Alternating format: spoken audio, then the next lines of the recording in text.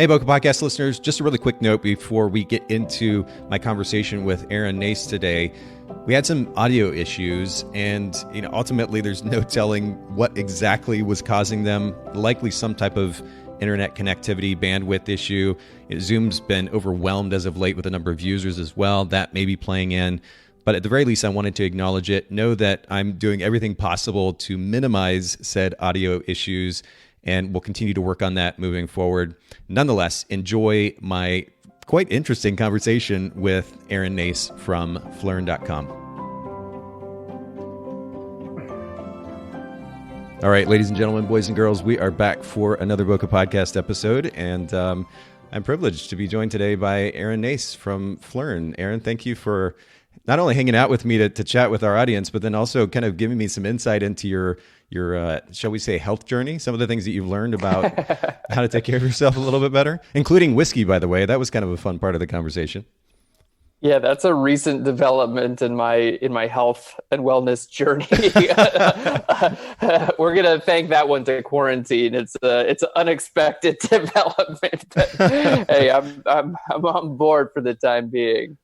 Well, we maybe one of these days we'll do a whole series and get everyone, get a number of industry professionals come in and kind of share their take on health and wellness. What I love about our conversation regarding that topic here before we started recording is kind of the simple approach that you've taken to managing your health. I've done a similar thing, and it seems like many times photographers and just, I guess, people can overcomplicate the process, right? We have this particular goal in mind, and it's easy to overthink it and even to get overwhelmed as a result. And then instead of actually moving forward step by step, we just kind of shut down. And I think this is very relevant to our conversation today, which is going to have to do with building a healthy business. It seems like at the root of building a healthy business, many times there are very simple principles that if we actually apply consistently, there's an opportunity to build a healthy business. And so we're going to get your take on that here in just a little bit. But before we go there, just to kind of start off with a few questions, I've been asking our guests as of late about customer service. And this seems almost like a cliche conversation for business owners, but I think there's always something to be learned. Is there a particular principle that you've found as you run Phlearn that has been particularly helpful when it comes to creating a great customer experience? So, yeah, I mean, customer experience is kind of everything, right? It's what your website looks like. It's the usability of any apps or tools that you use or produce, all the way to, the value of your product. And then, of course, with traditional customer service, we think about is responding to problems that, your customers bring up. And, my goal is to reduce the amount of customer service questions we get by just producing a product that's straightforward. Like an iPhone, people get how to use it. It's because it's very simple. So, if you had a more complicated user interface on your phone, you'd probably, try to ask more questions about how to use it, for instance. So we kind of try to do that from the ground up, just make everything as simple as possible, very well explained, and just, trim the fat. It's been tempting over the years. Phlearn has been around for almost 10 years now. So wow. It's been a journey, and it's tempting along the way to keep adding features and adding, requests and bolt on stuff on the website and just do all this stuff. But at the end of the day, focusing on simplicity and just doing what we value and, doing a great job at it day in and day out makes things just easier on us, and I think easier on our customers. So I would say, when it comes to customer service, just give them the best possible product you can, and generally they're going to be happy.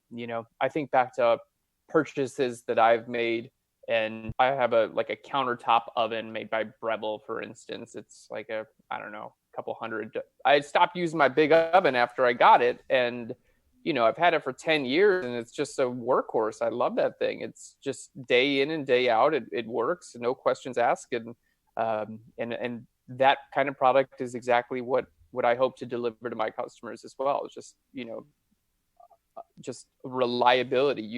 Exactly what you're going to get day in and day out. And I think when people know what they're going to get and they can count on it, and they have a good solid experience every time they interact with your brand, you're going on the right step. It's can be tempting to do things, like rush products out or put something out that you're maybe not 100% happy with just because you're trying to reach a timeline, or things are crunched, and all types of things happen in life and in business. But if you can stay consistent and just deliver quality product day in and day out, I think you're on the right path to making happy customers. Well, and you seem to have figured something out. I mean, I go to your YouTube channel. I've got to pull it up here. And of course, we'll link to it in the show notes at bokehpodcast.com. It is youtube.com/Phlearn, Phlearn. You've got almost 2 million subscribers there. So you figured something out. And but I love that our conversation really is kind of centered around this idea of simplicity. I mean, you have launched a brand which focuses on delivering a few things, a few ideas consistently well. And, I read a book. I was actually, as you were talking, I was pulling up this book that I read a number of years ago called The Paradox of Choice. And it's this fascinating concept where human beings tend to get overwhelmed and ultimately tired if they're giving too many options. We think we want all the options, but at the end of the day, too many options can actually be mentally exhausting, and we can potentially get frustrated. Of course, if we raise the bar too high, if we set this expectation way up here, and then we're not able to deliver on it consistently, we put ourselves in a tough spot. Instead, you're focusing, what you suggested is that we're focusing on delivering consistently on a few simple ideas, and that enables us to create this really great customer experience. And I think that's a really great lesson for all of us as photographers. I mean, you go to a lot of photographers' websites, and they seem to be kind of trying to do all the things versus just one or two things really, really well. And so I think this is a great reminder for us. And we'll link to that particular book in the show notes too for anybody who's curious. But this is actually a great segue to my next question, which is about brand position. And this is something that's not discussed a lot in the photography industry, but I'm curious what your company's brand position is. There are other companies in the education space in the photography industry. How do you set yourself apart from them? What is your brand position? So since the beginning of Phlearn, primary importance is get the education out there, let people learn, and make everything available no matter what people can afford. That's a huge part of our brand. So for those of you guys who haven't watched our YouTube channel, we give away free videos on YouTube every single week, and we have been doing so for about 10 years now. And that's a core principle of our business. In starting the company, I didn't want to exclude anyone because they might not have the budget to pay for higher end education, things like going to university. And although universities can provide a lot of great experiences, I fully believe that you don't need a university education to become, let's say, a professional photographer. I do have a university education, but it's not in photography.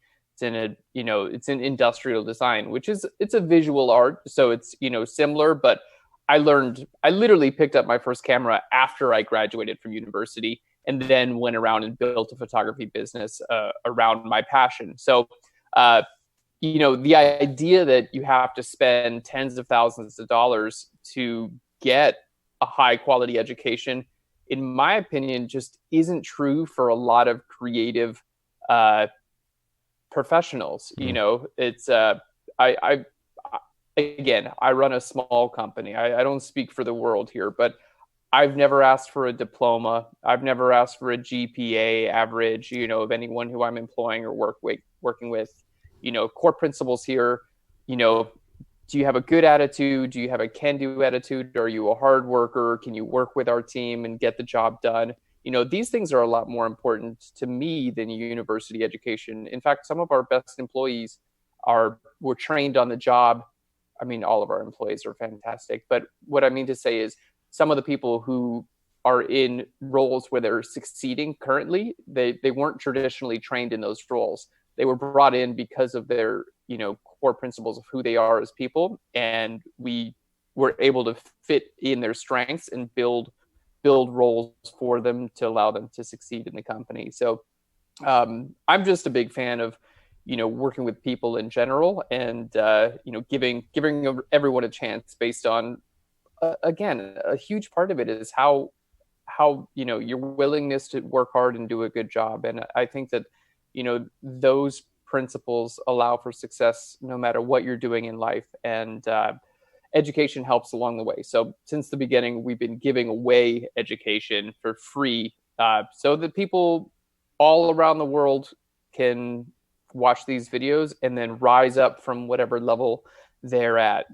whether they're just currently in a job that they're maybe not super happy with, and they want to transition into a career maybe in the creative arts. I want to be there for these people, and I don't want the price of education to get in the way of their success. So that's a big part of our brand. And you've probably seen it since day one. We just give away a ton of education, and it's been really wonderful as well, because so many people have reciprocated and come back, and then we have a subscription service on our website now. Mm-hmm. We used to sell products a la carte, but right now it's you subscribe and you get access to everything. So we've been super fortunate, it's really worked out. And I truly believe that the more you give, the more you get back. And I couldn't imagine doing business any other way. I'm super happy with how everything's worked out.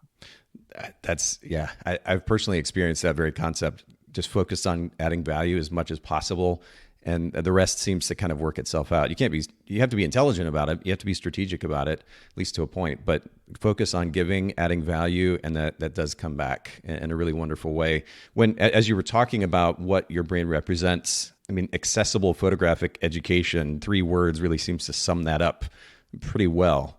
You want to make it accessible to as many people as possible. The other thing, though, it says on the YouTube page in particular is 3 words again: learning made fun.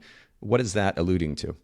Well, kind of like the whole ethos of our brand is make things super accessible. So, I wanted education to kind of feel like you're hanging out with a friend of yours who just, in this case, happens to be really enthusiastic about Photoshop. Okay. That's kind of what I love is, editing pictures and creating pictures as well. So, I want the feel of our education to kind of just be like, you don't notice you're learning, kind of. It just kind of feels like you're hanging out with someone. And then after a couple hours, you're like, oh, I'm good at Photoshop now. I learned a little bit more than I thought I did. Yeah. And I think that approach is always one that's worked for me as a learner. I'm like a learn by doing type of person. Mm-hmm. And, I love it when I can step away from a conversation or a book or a series of videos and realize that I know more about a subject than I did when I started. Yeah.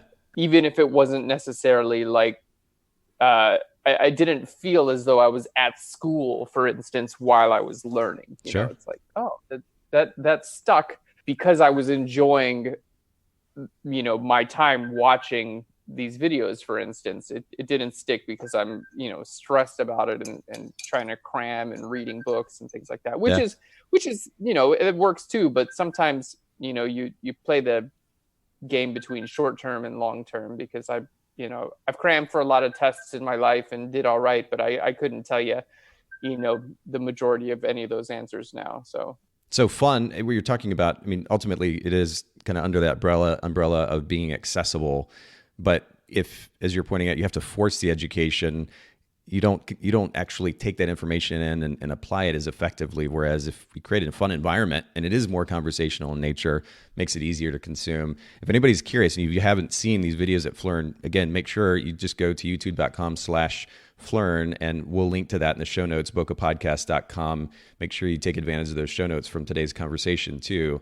To keep the conversation going there, Aaron, time is something we talk about a lot on the podcast. In fact, our goal here is to help photographers build sustainable businesses. Part of building a sustainable business is making sure you're not actually working all the time. You actually have a life. You have space for not only yourself, but the important people in your life.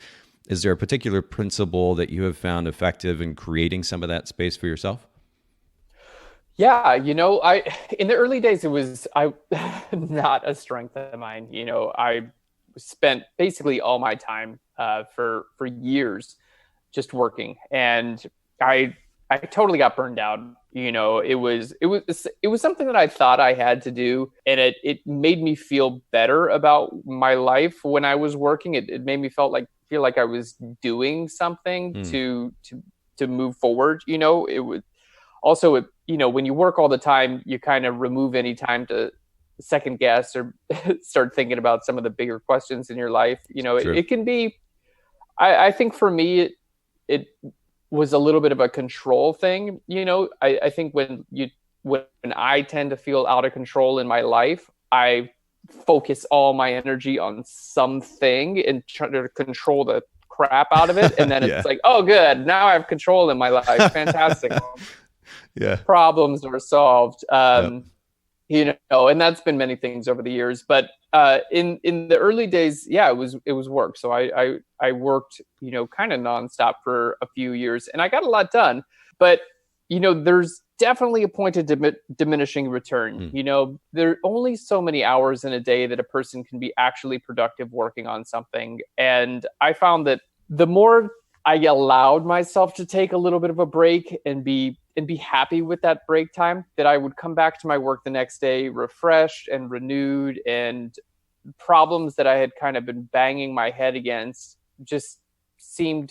the answers seemed to just appear a little bit easier when I felt refreshed, and when I just wasn't as stressed out about it. It's like the whole thing where if you forget something and you try to remember it, you're like trying with all your might to remember something, you're never going to remember it. But then you just like say, okay, I don't remember it for right now. And then it pops in your head 2 minutes later, kind of the same thing with, like stress and creativity and work in general. So I switched gears a few years ago to a way different style of working. These days, I really, really value my personal time, my time with family and friends.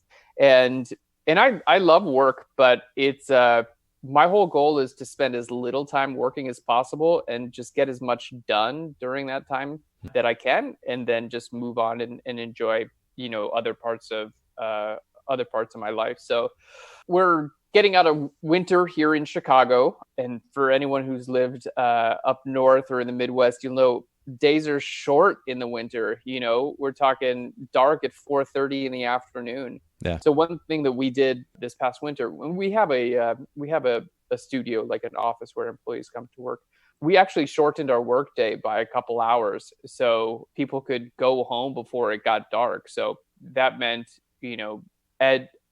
before this whole quarantine thing, we work in a 10 to 4:30 schedule. So come in at 10 and leave at 4:30 to give yourself, the opportunity to go to the grocery store and hang out and do some things before it got super dark. So, that's those types of adjustments, especially during winter time and things like that, like having winter hours, having summer hours, and, just kind of realizing you get a couple of those shifts going on. And for us, for instance, we cut 2 hours out of our workday, that's a pretty significant cut. And we didn't notice a drop in our creativity or our output at all. Yeah. Everyone, we were literally just doing the exact same thing we had been doing before, and everyone got 2 hours of their life back. Yep. And for me, that's super important, not just for me as a business owner, because, when push comes to shove, I'm going to put every single hour I have into making something work. If the business is hurting or we're going through really tough times, I got no problem with rolling up my sleeves and working my butt off. But my employees, that's a different story altogether. I want them to enjoy their life, like they don't own the company. They don't have any stakes in the company's success or failure besides, I want obviously to provide them with financial security and a really nice work environment and, job fulfillment and all those things. But at the end of the day, I don't want to ask them for long hours going above and beyond. They're in salary positions, but I in no way see that as an excuse or a way to just push people, to work 50, 60 plus hours a week. I don't want to do that to anyone. So how kind of you. Yeah. So we just, we go to work, we have a great time, we do a good job, and we produce the best possible products we possibly can. And, I found that there's plenty of time for off time for both me and everyone I work with. And I really value that for my own personal life, and I want to provide that for anyone I work with as well.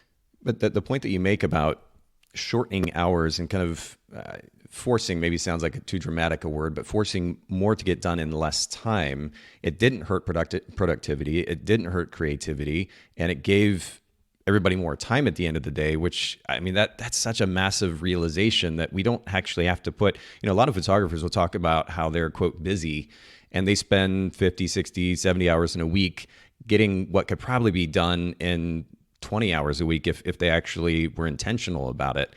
I think it's a really good reminder for all of us to be a little bit more intentional at the very least, so that we don't get burnt out at the end. Because there's going to be times when we put extra hours in, no question. I mean, I've certainly experienced that. But if we do that on an ongoing basis, the creativity goes out the door, the energy goes out the door, and then we're going to be asking ourselves questions like, why are we even doing this? And there's really no reason to get to that place if we're intentional about the way that we're managing our time. So that's a really great reminder. And speaking of managing time, and you were alluding to your team as well, you obviously take advantage of this concept of delegation or outsourcing, in this case, delegation to an in-house team. Was that a big learning curve for you to go from this is your idea to now delegating to an in-house team and working together to create what Phlearn has become?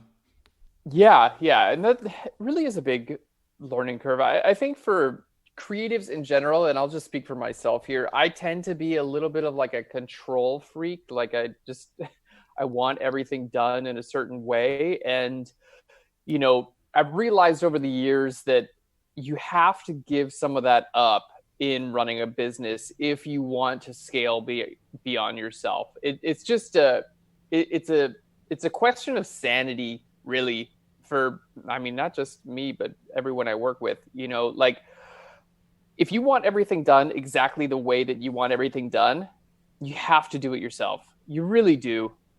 The moment you start delegating, things are going to get done slightly different than you might do them.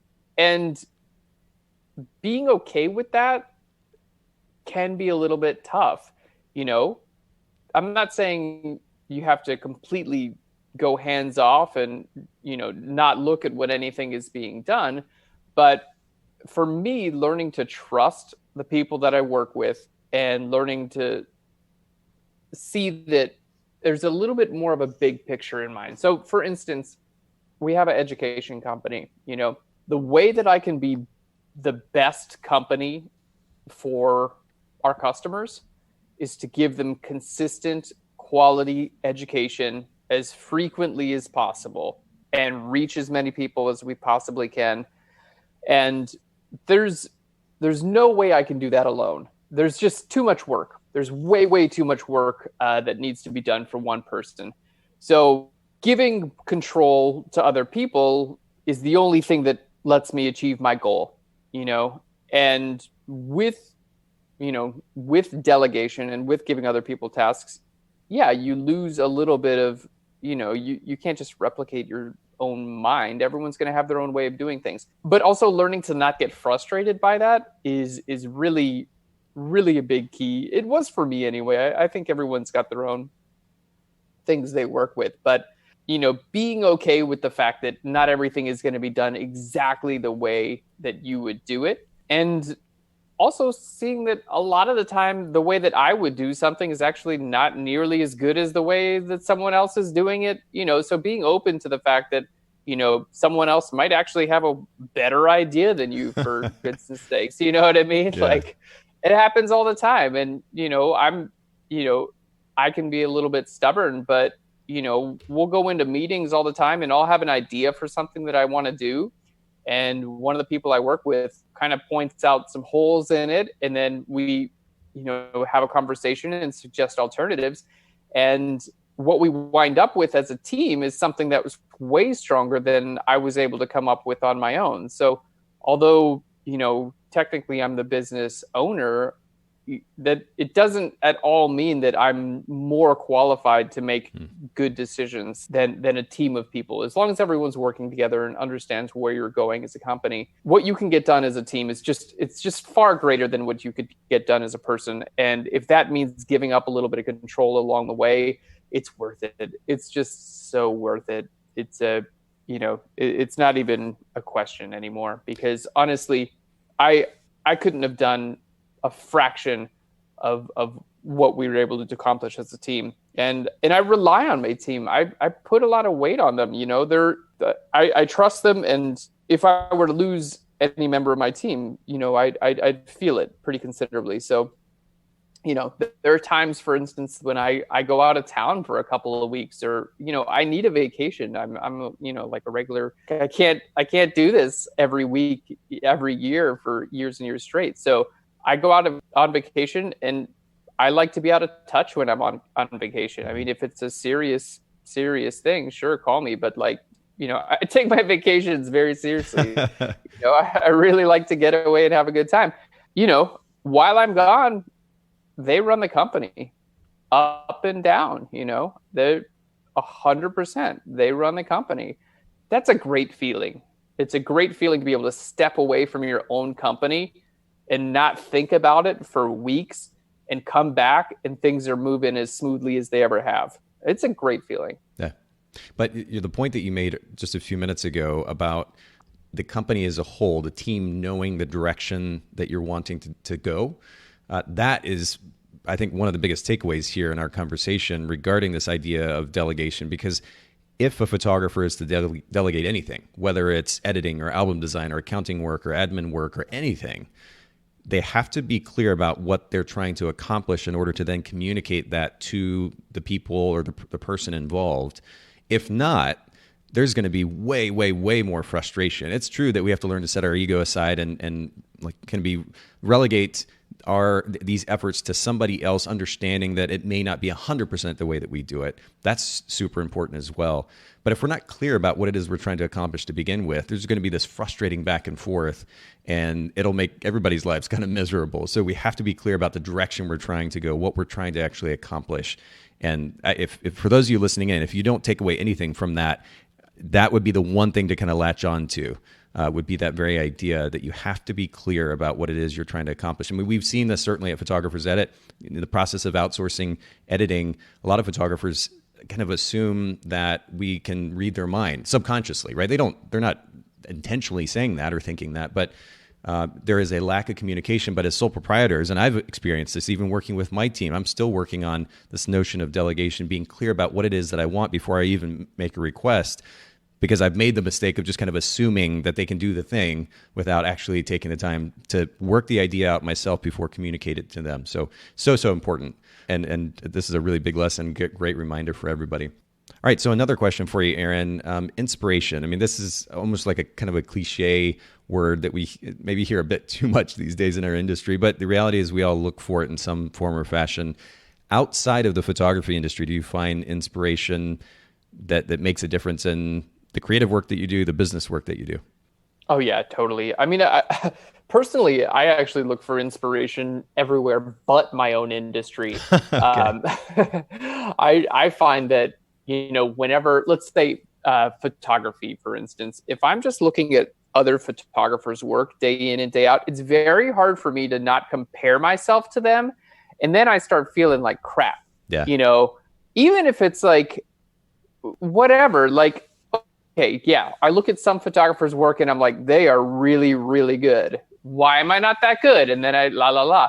But even if it's stuff where I'm like, oh, I could have done that, but I just didn't do it because I was sitting at home instead of doing that. Or, if I look at a picture of a forest with the lighting is super cool, I'm like, dang, I don't have any cool forest pictures. It's just like, I don't spend that much time in forests. Of course I don't, you know? Yeah. But my mind always goes to the place of comparing myself to this other person.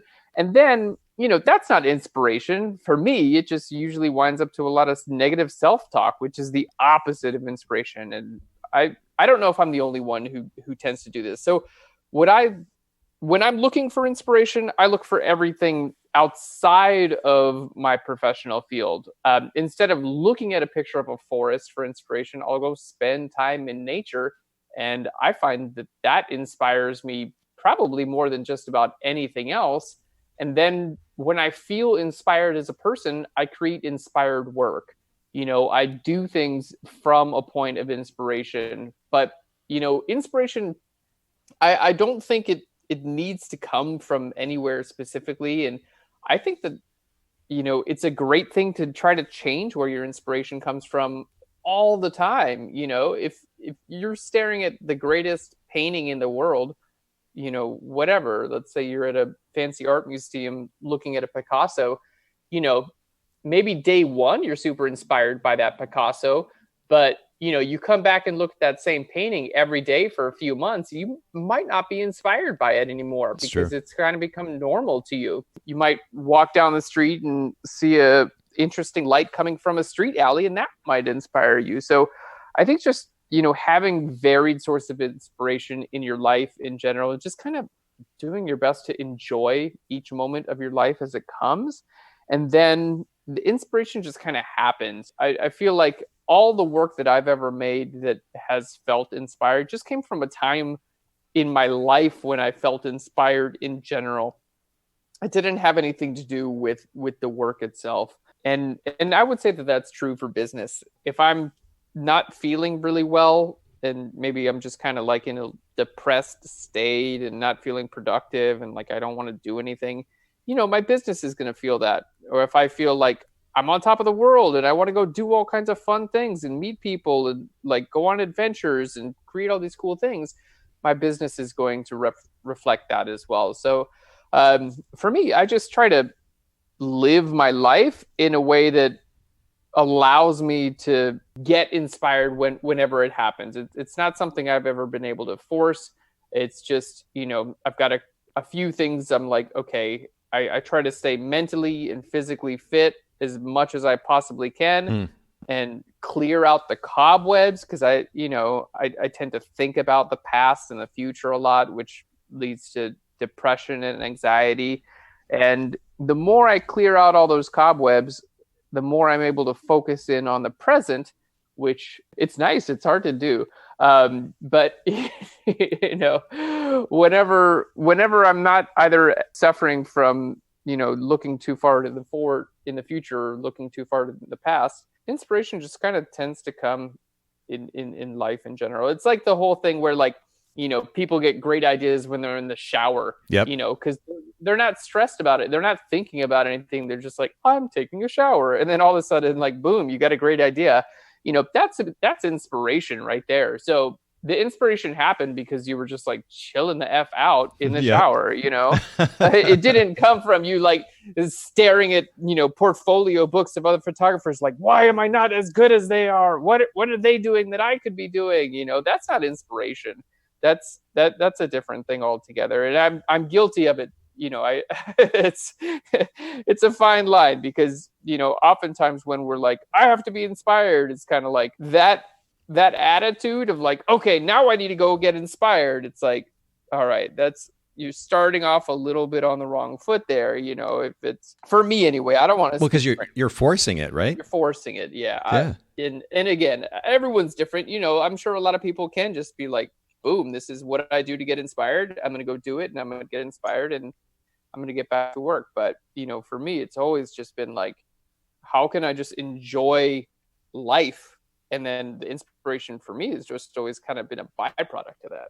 Well, you spoke to the significance of doing. And I think a lot of times we've been guilty as photographers of not doing. I mean, a lot of us tend to be emotional types, right? So we just kind of sit and think and analyze and wait to feel something before we do it. And I think the flip side of that, really the healthier way to go is to live an interesting life. In fact, one of the things that I've worked and still working on being better at is conversation. And this podcast has been a great opportunity to learn how to be a better conversationalist, but it's also relatively easy in some ways because it's very focused on photography. I can plan the conversation out ahead of time.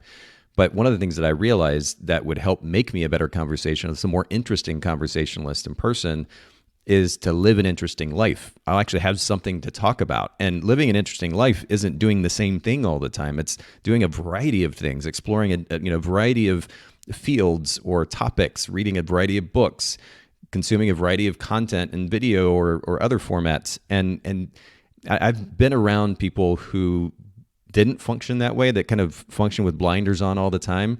And they couldn't really function even in a conversation very well because they didn't really know much outside of this one particular specialty. In that specialty, they were awesome. They were mind-blowing. They were, above the rest. But you got outside of that and they were disabled almost. So I think it's important, to your point, to do an interesting life. And from that will come inspiration naturally when we're not trying to force it. I think that's a great reminder. Yeah, and I would also add to that by, living an interesting life, like, that can be whatever. I mean, that yep. can be, you could be really interested in, 18th century dog fashion, like, it really doesn't, like that's going to be up to you as a person. I think a lot of times with, Instagram, we look about like, what's an interesting life? It's like, a constant traveling where you're standing on the edge of a cliff at sunset every single night and eating, crazy foods and flying on private airplanes. It's like, that's one variety of an interesting life. But right. I mean, there's no limit to, what you can be interested in as a person. And there's no right or wrong there too. So, and on that note, I actually kind of am interested in 18th century dog fashion now. So. I wonder if it's a thing.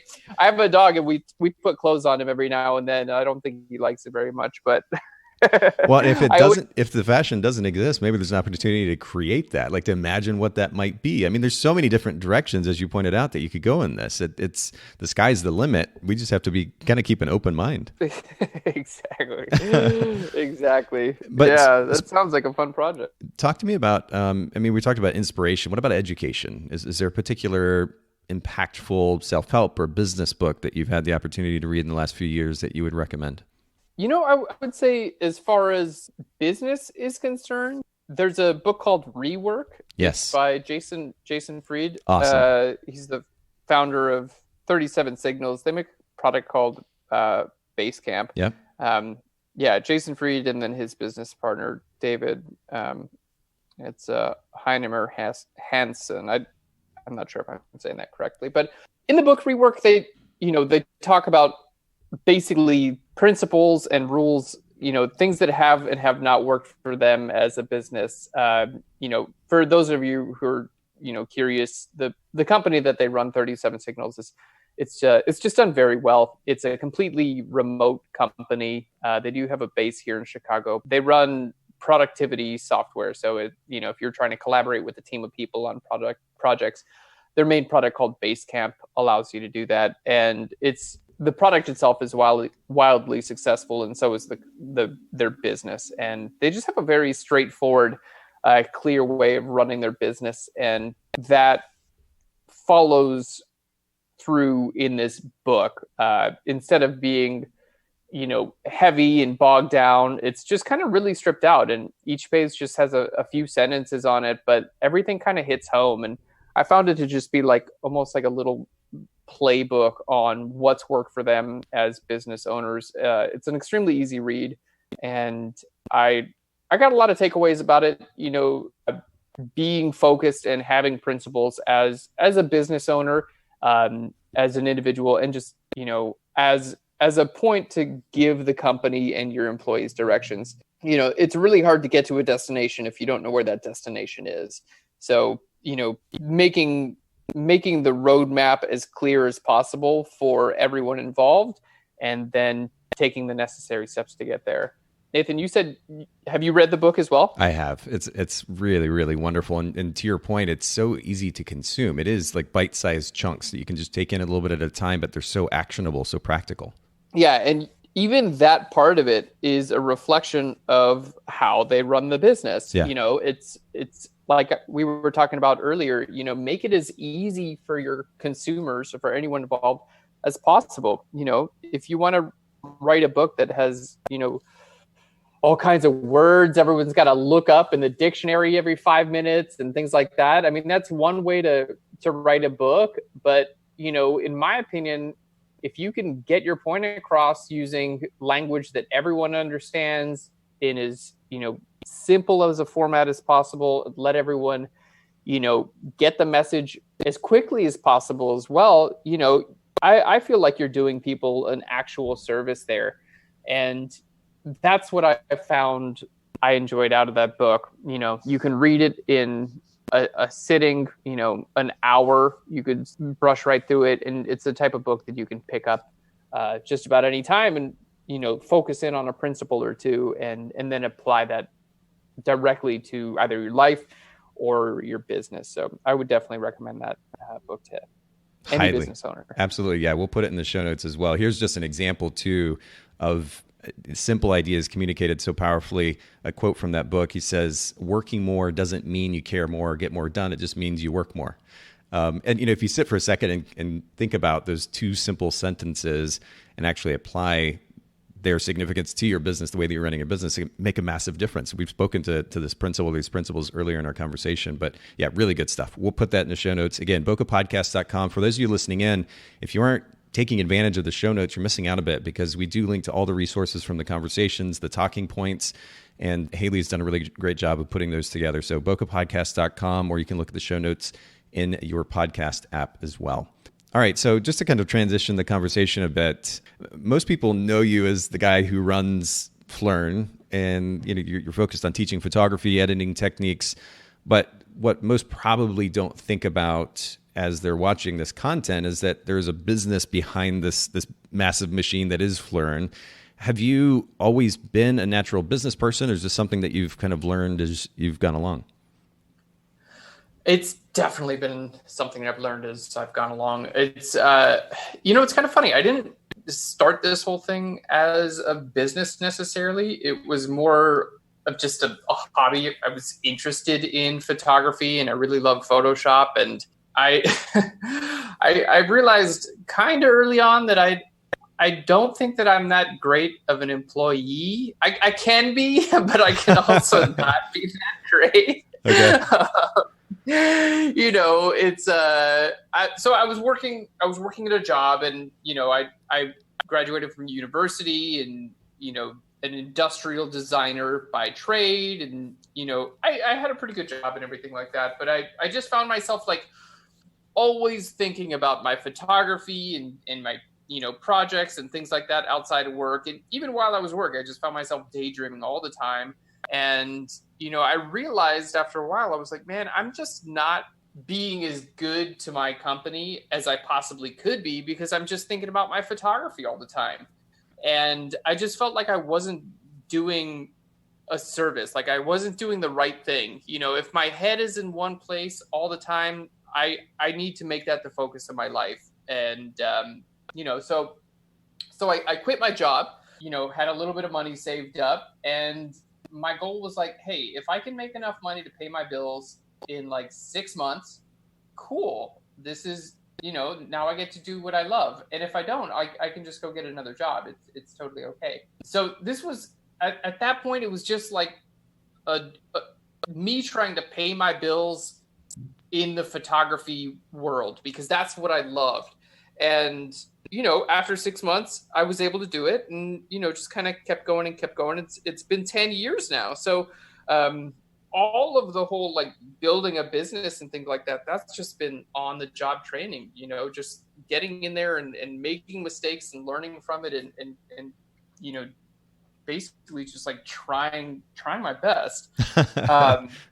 You know, there's really no other way to do it. Yeah. You know, like reading about other people's successes and failures can be super helpful, but oftentimes you're not going to be in the same position that they were in. Right. And so, you know, just getting in the habit of finding success in your failures and learning from things and picking yourself up and continuing to move forward, even when things are really, really tough. You know, those are the principles that have helped guide our business forward and, you know, have helped us stand the test of time, because there've been many, many tough times, very, very hard things. I've had to endure quite a bit of emotional and mental trauma from running a business. But, just the same as any other large project you take on in life, I'm sure any parents out there know that, there's a lot that comes with raising a child, but at the end of the day, it's all worth it. You become a better person because of those experiences. That doesn't make it easy, but oftentimes it's those difficult experiences that actually push you forward as a person. So, for those interested in starting a business, I'd say just go for it, because even if your first business, like I kind of got lucky in that my first business is still running. We're still maintaining, a strong business. But along the way, I've also started other businesses that actually haven't done as well, and some are doing well, and other things like that. But I guess my point is that it's all about a learning experience. So even if you start something and it's not as successful as you thought, like maybe change it up a little bit and then try reworking it, and then give it a second shot or give it a new life. It's all about just persistence and trying to make the best happen. And I'm so thankful for this experience that I've had, building this business. And I know that everything that I've learned along the way is going to help me navigate the rest of my life. But the key is, as you pointed out, being willing to learn, right? Because if, again, we let our egos get in the way and let that emotion get the best of us, we could screw up maybe 2, 3, 4 times and just be like, what, screw that. I'm not going to even bother with it. I can't deal with the emotional pain. A lot of that, so that emotional pain that we end up dealing with is our ego, right? Like we're just making such a big deal of it versus learning from the situation, not minimizing the significance of the emotional toll it may take on us, because I've certainly experienced the same thing, but not placing so much importance on that we then can't move past it and learn from the experience and apply what we've learned. You also talked about keeping an open mind to what's going on in the business and looking for opportunity to change. So we may not have, quote unquote, failed in a particular area per se, but we need to keep an open mind and develop a certain amount of awareness that enables us to be able to continue to improve on what we're doing. We see how people are responding to the product or to the service. We look at what's going on in the market and we continue to adjust and to iterate. And that will enable us, as long as we're focused on that idea that you pointed out earlier, adding value. If we're adding plenty of value and we maintain a certain amount of flexibility and an open mind, continue to learn from our mistakes, then there's an opportunity to build a successful business. But we have to be open to the idea that it's not going to be perfect all along the way. Exactly. And I would say that today, there's so many things that I, if I wanted everything to be quote unquote perfect, I don't think I'll ever reach there. We've got a great successful company right now, but are there 10,000 things that I would change? Most definitely. And there always will be, Right. There are always places that can improve, just like any other area of life. And, I think just having the spirit of like, let's show up and let's do the work and let's put our best in there and do the best we possibly can, realize our strengths and our failures, and play to our strengths and help other people, make up for weaknesses and things like that. Those are the things that we can do day in and day out. And then a lot of times just showing up and doing the work, Yep. if you want to dig a big ditch and all you got is you and a shovel, you just got to show up and dig that ditch day in and day out, and eventually you'll get it done. But, sometimes digging the ditch isn't always fun, and you start to daydream about, well, what if there was this other way to dig a ditch? Or what if, I brought in all these bunch of people to help me, but then I'd have to figure out how to pay them, blah, blah, blah, blah. Sometimes you just got to pick up the shovel and start digging. It's such a great point, and this has been a massive lesson for me personally. Again, have tended to be quite an emotional individual over the years. I've learned how to kind of level that out, flatten the curve, if you will, a bit in the last year or two in particular. But it's we can't always expect to feel good, quote unquote, or feel a particular way in order to then get the work done. Sometimes you just have to show up. And I think in our first world society and our culture, things have been so easy for so long that it's easy for us to sit around and analyze how we feel about a particular thing before we do it versus just doing it and then experiencing the great feeling of having accomplished something after the fact, or even just feeling the great feeling of having been consistent in showing up after the fact. We're looking to feel good. And I think that's just ultimately our business is going to suffer if we're looking for that every single turn of the way. We just can't function that way. So that's a really great reminder. But I mean, you've talked about this idea of mistakes. What would you say is one of the biggest mistakes that you've made as a business owner along the way that you think that our listeners could maybe learn from? I've made a lot of mistakes along the way. It's just so, but I think, one of the biggest mistakes that I continue to make to this day is failing to properly plan things out. I'm also tend to be guided by emotion. And I think that that's actually a really great thing, but I think emotion paired with logic and a plan can give you a little bit of structure. And every time that I tend to feel one way or another, if I don't have a solid foundation or I call it a logical core, like basically like a plan, I have a tendency personally to try to change directions a lot because I get excited about new things and I get carried away and I'm like, okay, everyone, here's the direction that we're going to do. And then a couple of weeks later, it's like, okay, brand new direction. We're going to do this. And that is oftentimes guided just by my emotions, like what I'm in my mood, what I'm feeling at the time or what I'm excited about. And there's a lot of value in that, but also sticking with like a logical core and a plan, especially when you have other people, because if it's just yourself, you can change directions a million times and really it's not that big of a deal.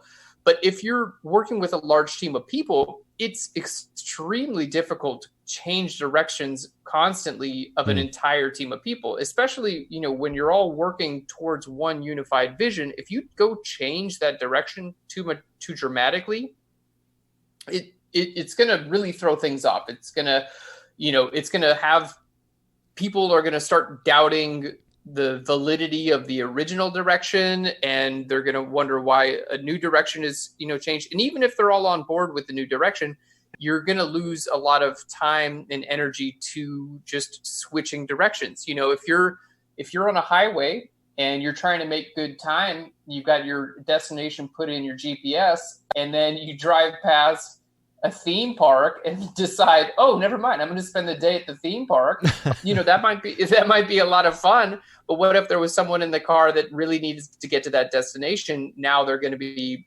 4, 5, 6 hours late because we had this big detour. And then they might not be super excited about it. So for me, changing direction or wanting to change direction, especially when things are tough, I think that there's a really, it's really tempting to just be like, okay, nothing's working. We got to totally change direction. When oftentimes, in my experience, when things are tough, you just got to keep doing more of what you're already doing. And you just got to keep refining and getting more efficient and getting better at what you're currently doing instead of looking for this new magic bullet that's going to come in and save the day.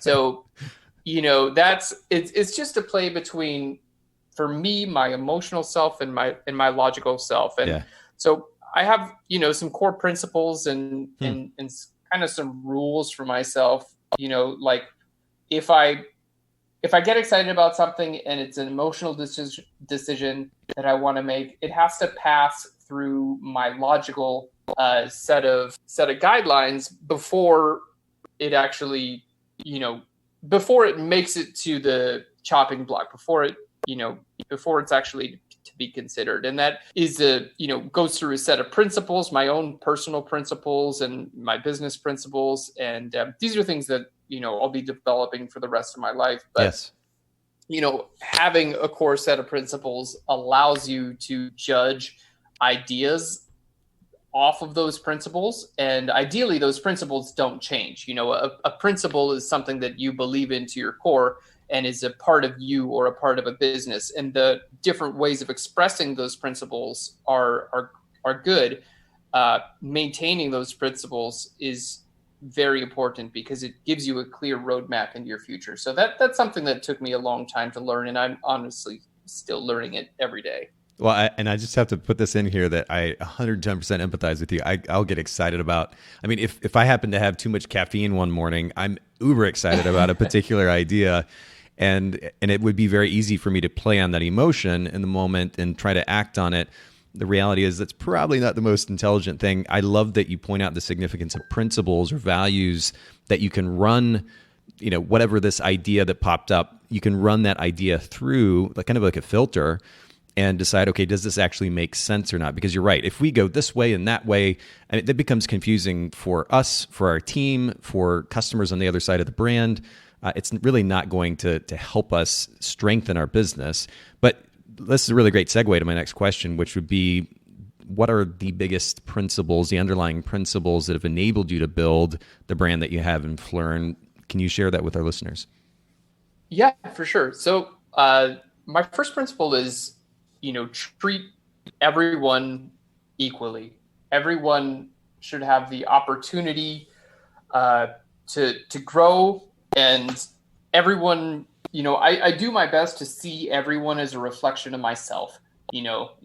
It's difficult to do at times, but I want everyone in the world to be treated the same from in every respect of the word. That's one of my personal core principles, and that extends to all of the people I work with. It extends to all of my customers. It extends to every business that I interact with. It extends from basically from the top down. That principle, for for instance of how it informs our business, giving away tutorials for free on YouTube.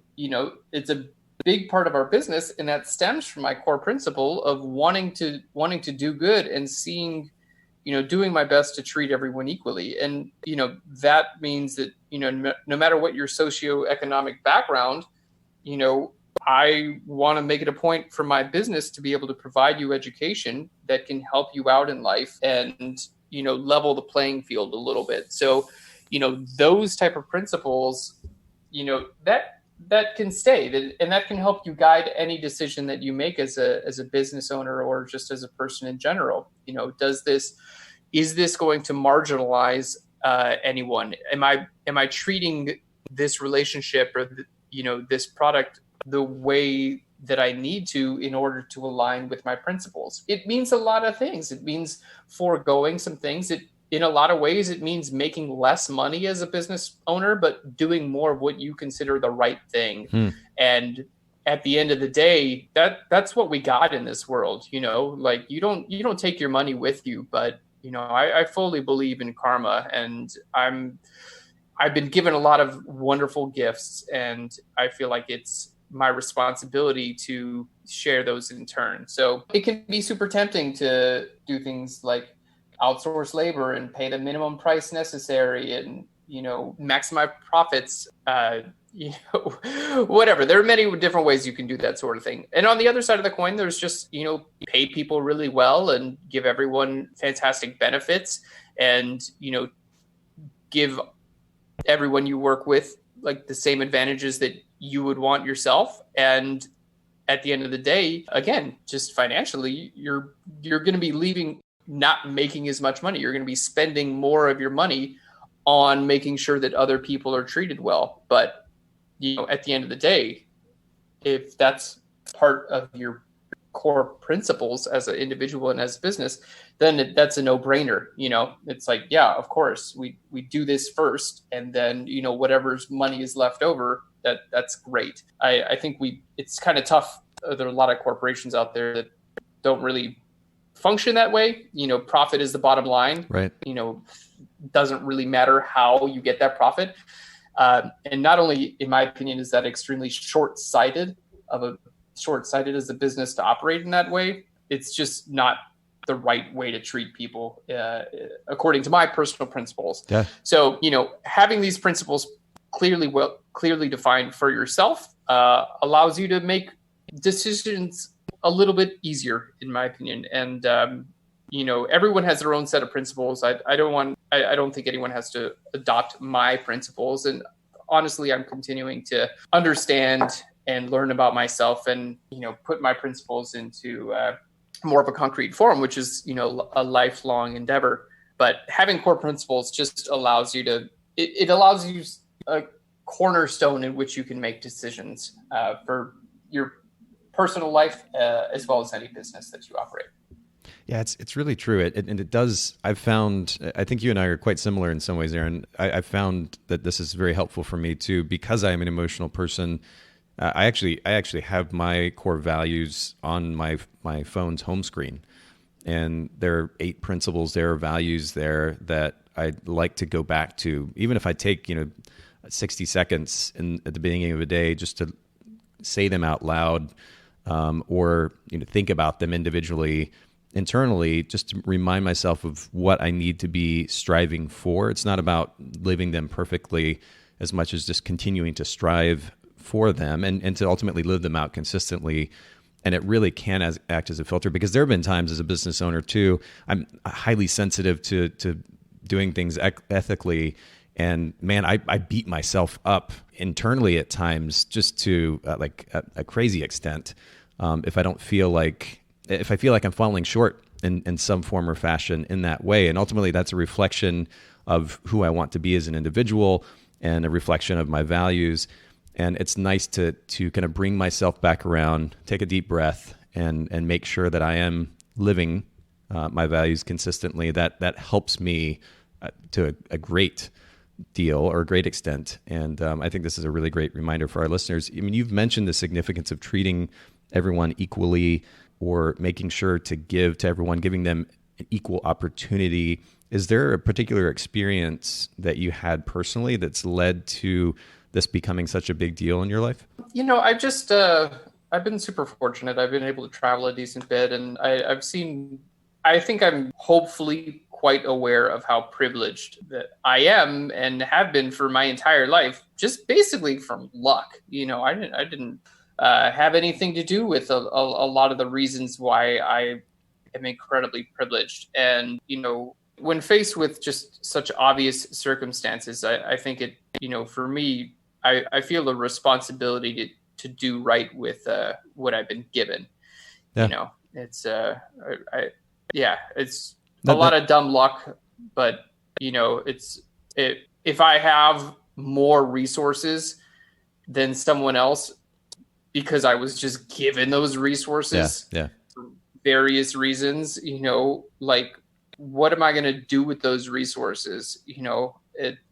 I feel it's my responsibility to turn around and be generous with them as much as I possibly can. So, it's, I would say my first real eye-opening experience, I went to South America with my dad when I was like 13 or 14. And got a real idea of how a lot of people live, and it helped me to understand what a life of privilege I had been given.